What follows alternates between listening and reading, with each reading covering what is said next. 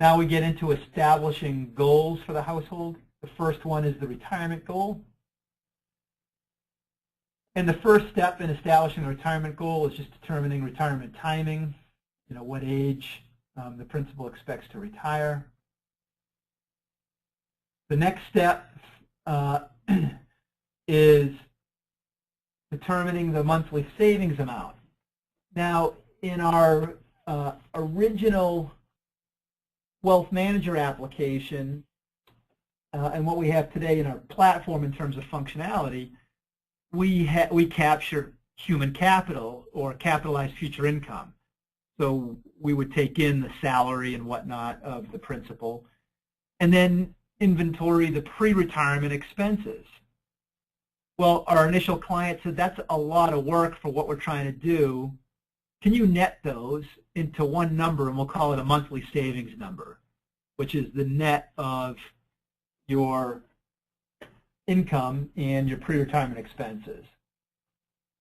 Ultimately, we're going to have all the old functionality baked into this UI, where the ability to capture pre-retirement expenses, the ability to capture current income, and so forth. Right now, that's netted in a single number.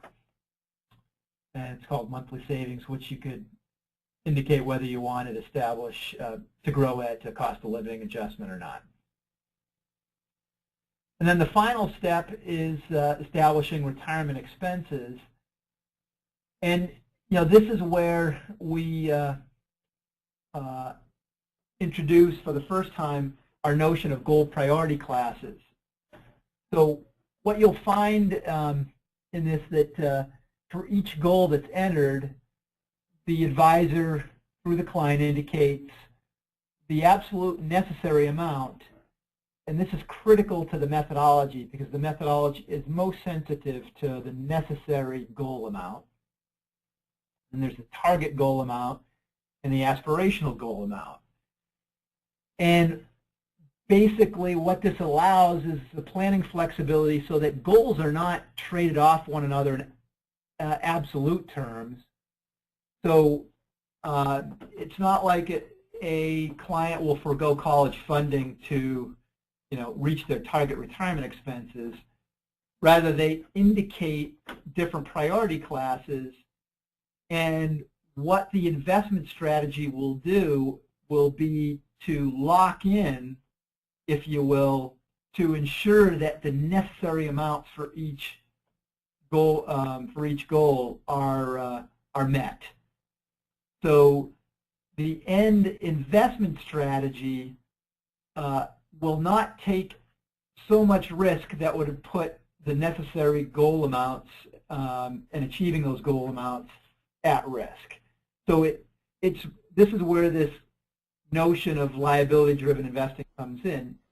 It will take a very conservative approach if the household financial circumstances are such that the assets will just barely meet the necessary amount. So, Neil, question for you. Yep. Where do I prioritize my goals? So I'll show you. Right now, we're just in the retirement expenses, and I'll get to your other goals. Okay, so then you don't have to show me now, but there is another place where I prioritize, and also the terminal amounts.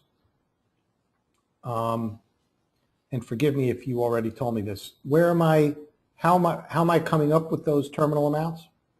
With the 7,000, 8,000, 9,000? That's just the advisor inputting those amounts based on their discussions with the client. Okay. So it's These not come like, from the client. Yeah, so it's not like you're creating, it's not based on a cash flow analysis that's done someplace else. It's not there's no separate budgeting spreadsheet where these numbers are determined. These numbers are assumed to be known through a dialogue between the advisor and the client in terms of what's absolutely necessary to live on in retirement, what's your target amount, and if things go well, what would you like to live off of? Right. Okay. That's the retirement goal. I'll jump to the other goals in a second, but part of funding retirement is Social Security. So this is where Social Security is input. Right now it's manually input. Obviously we'll have a call out to the SSBA where one could pull these numbers. Right now it's just input by hand.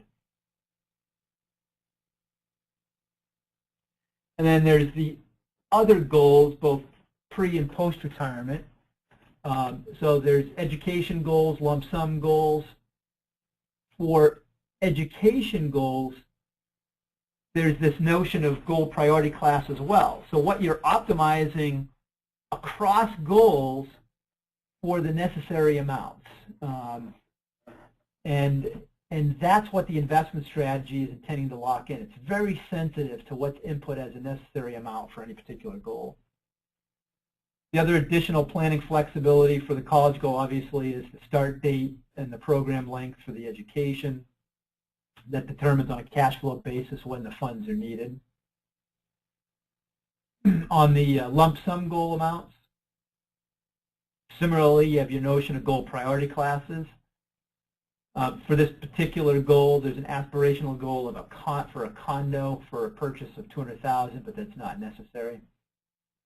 And then there's the additional planning flexibility determining, what dates would they like to potentially fund this goal.